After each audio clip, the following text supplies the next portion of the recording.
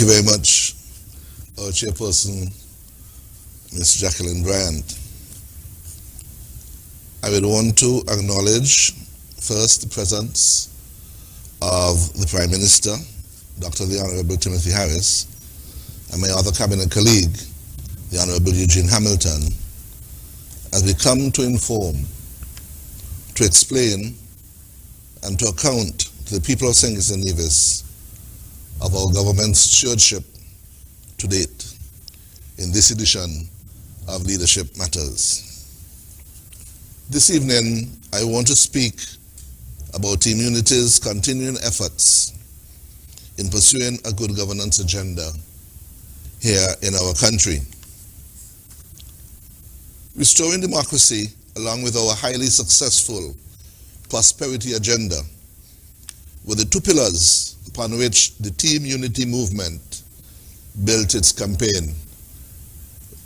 When we first came to the people of St. Kitts and Nevis in 2013 to replace the Douglas Labour Party administration and to usher in a new, fresh administration to take St. Kitts and Nevis forward.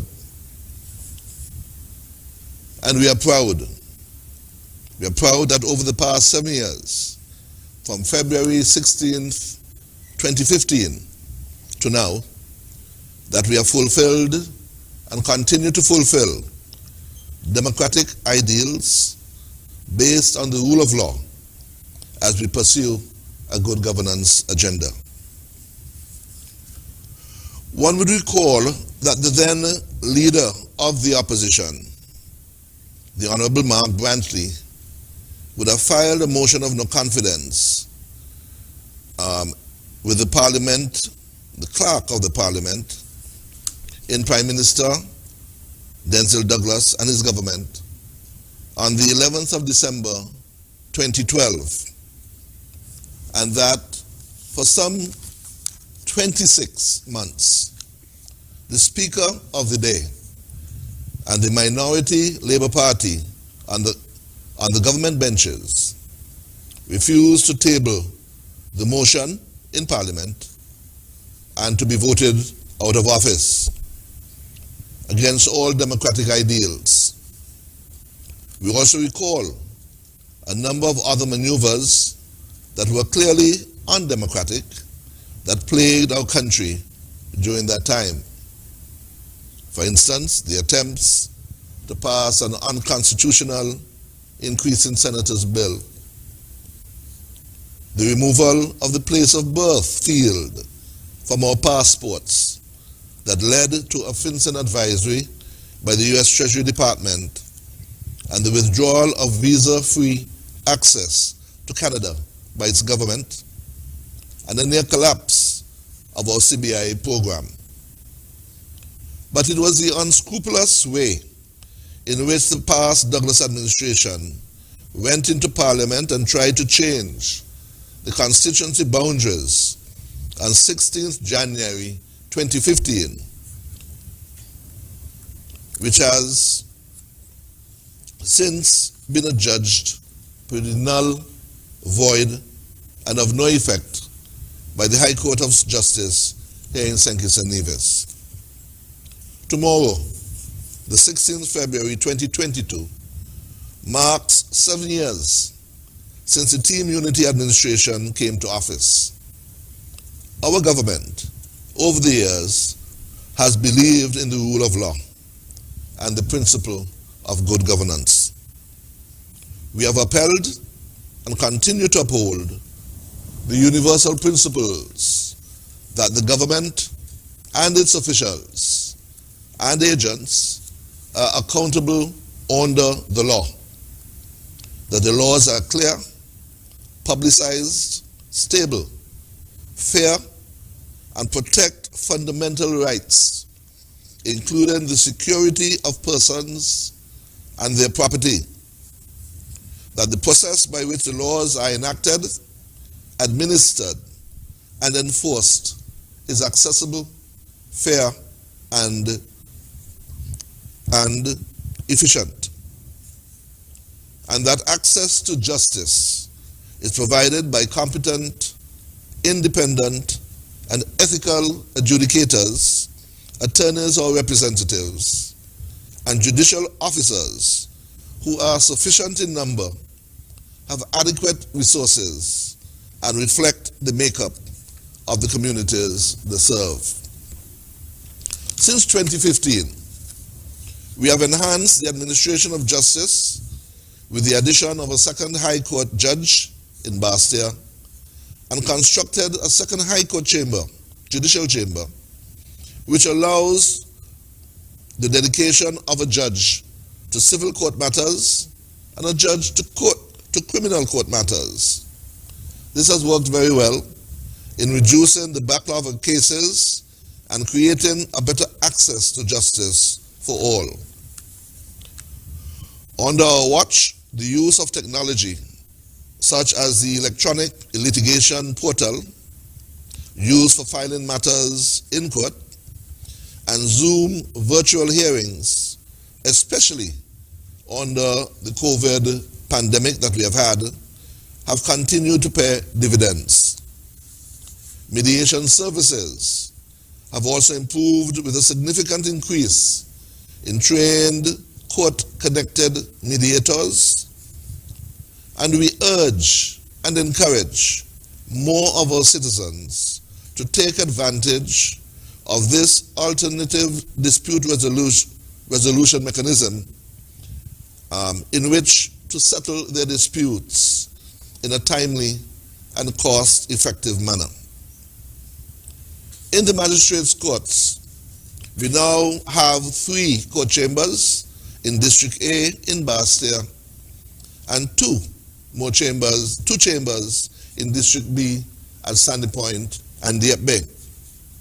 We have now introduced a night court in Bastia to allow litigants in some matters like traffic court and soon to be available maintenance court to attend court in the evenings and avoid having to take time off from work during the day. We continue to provide assistance to the less fortunate through the Legal Aid and Advice Center, which caters to a wide range of legal services and court representation.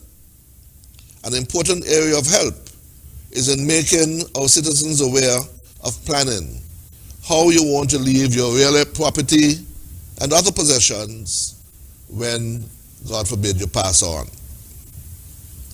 Over the past 2 years, during this time of the COVID pandemic, the administration of justice is alive and well in St. Kitts and Nevis.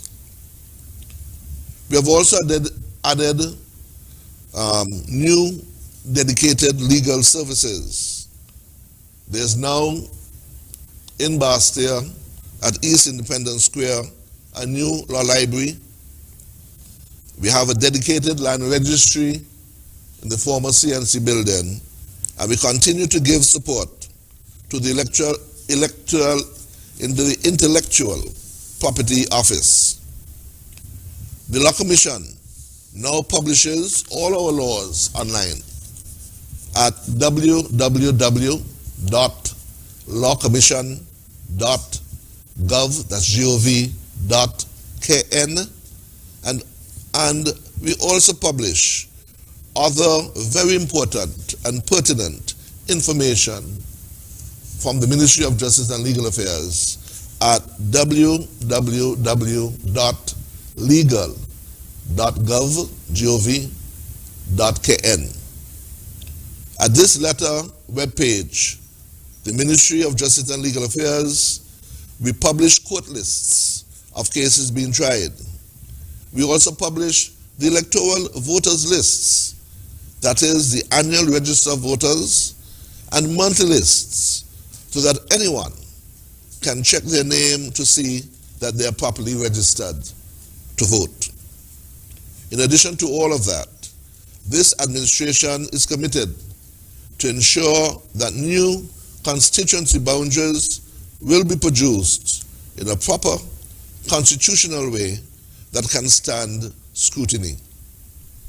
A new Constituency Boundaries Commission has been installed, and this commission is made up of the new chairman, Mr. James Buchanan, a licensed land surveyor, and for the government side in that commission from Parliament, the Honorable Sean Richards, Deputy Prime Minister, sits along with the Honorable Akila Byron Nisbet, and from the opposition benches is the Right Honorable Dr. Denzel Douglas and the Honorable Jeffrey Hanley.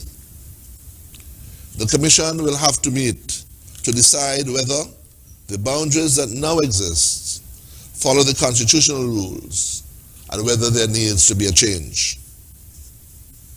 The rules specify that each constituency must be near equal in the number of inhabitants. What does this mean? So that the population of St. Kitts must be divided by the number of constituencies in St. Kitts. And we get a number. And the population of Nevis must be divided by the number of constituencies in Nevis. But each constituency in each island must be nearly equal in number to each other. And I heard earlier, for instance, and I could say this first, that currently we have a situation where some constituencies are very, very big compared to other constituencies, and this should be corrected. For instance, my colleague Minister Hamilton made reference to the point that in Keyon, his constituency, he distributed over 120 houses and said, wow, Minister is looking out for himself. But constitution number 8, where he runs, is 3 times the size of constituency number 5. And so you can see where in some constituencies they're much larger than others. The Commission must also decide whether to keep the same number of seats in St. Kitts and the same number of seats in Nevis for the next federal election. We must remember, though, that if there is a decision by the Commission to increase the number of seats in St. Kitts, the Constitution says that whatever that number be, that Nevis must have at least 1/3 of the total number of seats from the both added together. Currently we have 8 seats in St. Kitts and 3 seats in Nevis. And that is not 1/3, that's less than 1/3. But if seats were to be increased in St. Kitts, then whatever that number be, Nevis must have 1/3 of the total number of seats. So that we could have 4 and 8. Can we? It's 4 and 8. Or we can have 5 and 15. 5 and 10, which adds to 15. So it must be 1/3 if there are to be any changes in the number of seats. Nevis must have 1/3 of the total number. The Commission must produce a report that goes to the Governor General, after which the Prime Minister must draft a resolution which goes to Parliament for Parliament to vote on any changes. Under the Good Governance agenda, we've also committed to make certain changes to our electoral system. The Electoral Commission has met and made a number of recommendations which they will like to see implemented to assist in the proper conduct of elections. They recommend, for instance, that preliminary counts should be conducted at the polling stations by the presiding officers before going to the returning officers as a central location. Of course, there's still the debate concerning the need for residency requirement in order to vote at an election. I also should mention that the Integrity in Public Life Commission has also been constituted, having passed this bill during our watch. This commission has begun its work. It is headed by retired High Court Judge Madam Justice Pauletta Lands, and has on it Mrs. Caroline Body and Mr. Dennis Freddy Knight as its members. Retired Director of Audit, Mr. Albert Edwards, serves as the Chief Executive Officer to the Commission. The Commission continues to work to streamline the regulations that are needed to properly discharge their function, and it is likely that recommendations to amend the Act governing their work should be tabled in Parliament shortly. Finally, the Commission awaits the order establishing the date to begin receiving declarations of assets that are required of those who fall under the Act, which include all members of Parliament and government, the Cabinet, senior public servants, and chairpersons and others of statutory corporations, and so forth. As I close, I want to assure all citizens that they are equal before the law in St. Kitts and Nevis, that the country is founded on the rule of law and justice for all. Thank you very much. Thank you very much, Minister Vincent Byron. At this stage,